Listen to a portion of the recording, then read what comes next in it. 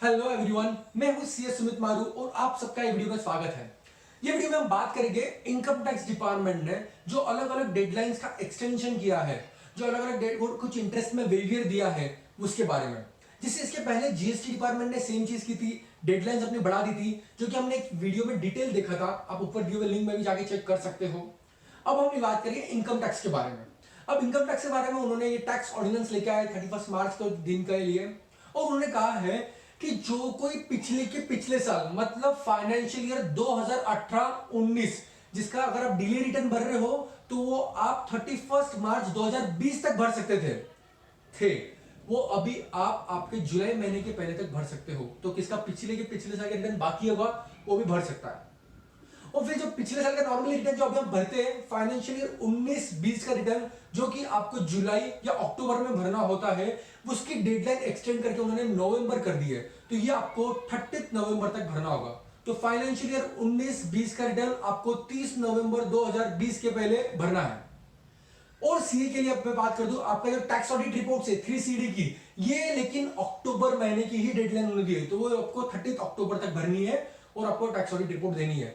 पर return filing की duration सभी के लिए नवंबर है, ये आपसे यहाँ पे ध्यान में रख लीजिए।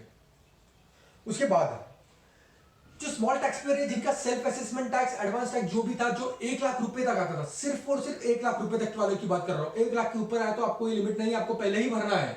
अगर आपका ये 1 लाख रुपए तक है, 1 लाख रुपए के अंदर है, तो इस केस में आपको 30 नवंबर 2020 तक भरोगे तो भी चलेगा, कोई तकलीफ नहीं है। पर 1 लाख के ऊपर है तो आपको वो पहले ही भरना है। उसके बाद अब आपको बहुत सारे लोगों को ये चर्चा प्रॉब्लम आएगा कि सर मार्च के महीने में लॉकडाउन था, हमने हमारी इन्वेस्टमेंट नहीं की थी, जिससे हमें अलग अलग डिडक्शन मिलते थे 80C to 80U के लाइफ इंश्योरेंस वगैरह वगैरह, पीपीएफ वगैरह में हमने पैसा नहीं डाल पाए। तो उनके लिए उन्होंने खास बात की है, ये आप मार्च तक ही कर सकते थे, लेकिन ये उन्होंने डेडलाइन बढ़ा दी है और ये भी आप 31 जुलाई 2020 के पहले भर दोगे तो भी चलेगा।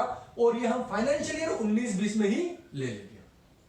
तो आप अभी भी सब डिडक्शंस में आपको जो इन्वेस्टमेंट करेंगे आप कर सकते हो। यहां पे मैं आपको वापस ध्यान दे रहा दूं, बाय चांस आप नहीं कर रहे हो तो आपके पास दो ऑप्शन है। एक तो आप इसमें जाओ इन्वेस्टमेंट रिलेटेड डिडक्शन लो, या फिर आपके लिए नए स्लैब रेट्स लाए थे आप उसमें भी जा सकते हो। बाय चांस अगर आपको उसमें जाना था उसमें भी आप कैलकुलेट कर सकते हो।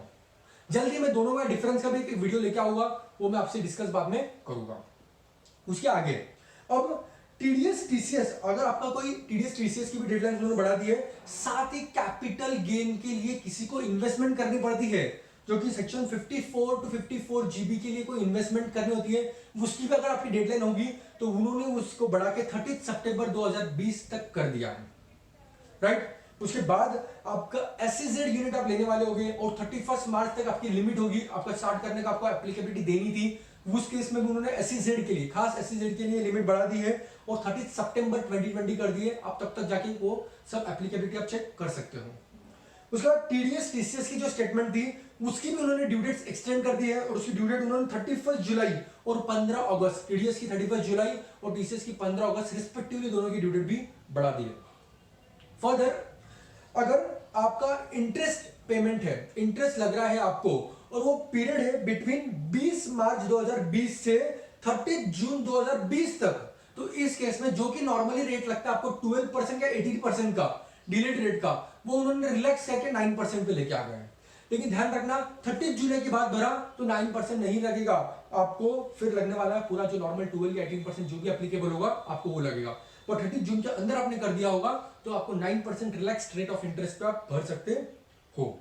तो गाइस मेन बेसिक चीज यही है, जो हमारा फाइनेंशियल 19-20 का रिटर्न अभी भरने वाले थे, इसकी ड्यू डेट उन्होंने बढ़ा के 30 नवंबर कर दी है। तब तक आप आराम से सभी डिडक्शन के साथ में, क्योंकि डिडक्शन की भी ड्यू डेट उन्होंने बढ़ा दी है, वो डिडक्शन का अभी आप डिडक्शन ले लीजिए, अभी आप पेमेंट इन्वेस्टमेंट कर लो और आप 30 नवंबर तक अपना रिटर्न जाके भर लो। इसके अलावा अगर आपको कोई और टॉपिक पर चर्चा करनी है, डिस्कशन करना है, कोई जानकारी चाहिए तो प्लीज आप नीचे कमेंट सेक्शन में कमेंट कीजिए। पसंद आया वीडियो और डेडलाइन आपको अपने सब दोस्तों तक पहुंचानी है, क्या डेडलाइन है, तो प्लीज ये वीडियो सभी के साथ शेयर कीजिए, लाइक कीजिए एंड ऐसे ही इंटरेस्टिंग वीडियो और अपडेट्स के लिए सब्सक्राइब कीजिए। Thank you.